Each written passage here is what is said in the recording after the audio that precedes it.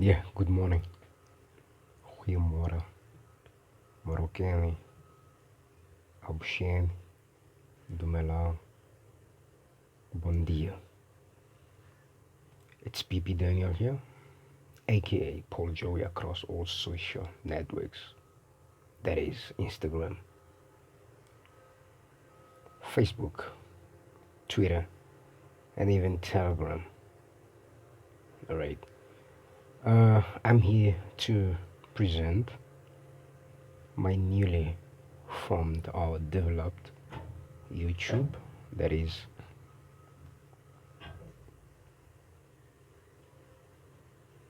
yeah, that is movers and shakers slash walk the talk. Well, we'll be presenting lots of topics, Africa to be precise, and then as time goes on, we might also go international of what's happening in the world currently. And sometimes we might be refer also in the past, just for reference sake. For now, I'll have to start with two countries. First and foremost, South Sudan. South Sudan, there was a recent occurrence where Mr. The current president, who sacked his cabinet, and most of those cabinet members, they were part of the founding members of the party. So it's very problematic with the sacking.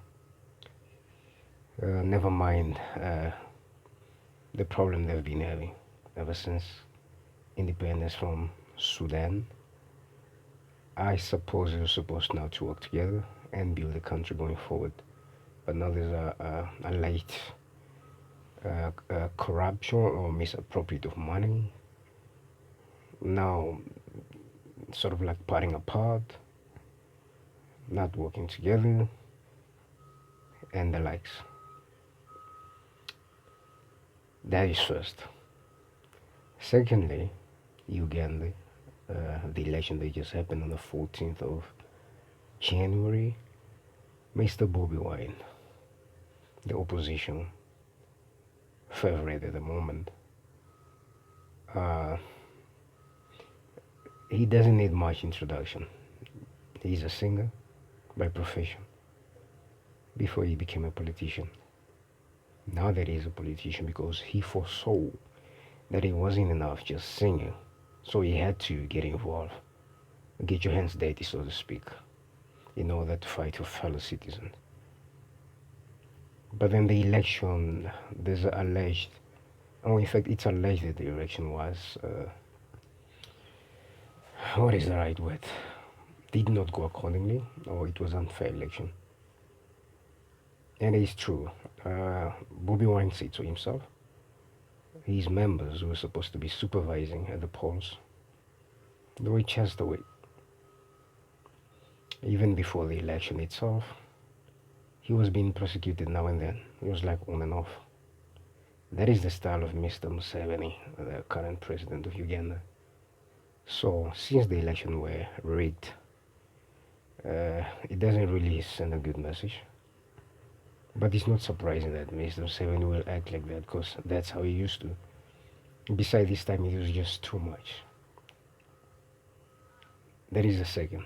Third, and not last, just for today, the Angola country.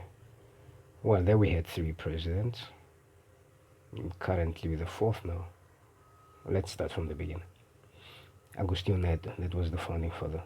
Alright. He passed away, unfortunately, on a foreign land. And then, as emergency as it was, Mr. Dos Santos took over. He's been running the country until the ultimate death of the opposition, of UNITA, that is, Mr. Savimbi, the late Savimbi. Well, MPLA also had excuses most of the time that the civil war caused the problems in the country and the opposition couldn't help much. Well, 2002, the opposition leader died.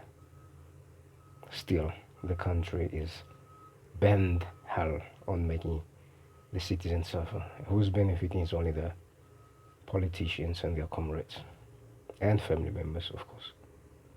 Now, Mr. Dos Santos just recently decided to, well, hang the boots, so to speak. And he handpicked his successor, that is Mr. Lourenço, who is now the current president. So if we count from Agostinho Neto, José Eduardo dos Santos, and now this is the third president. He's been ruling since he took over. But is there any difference in Angola?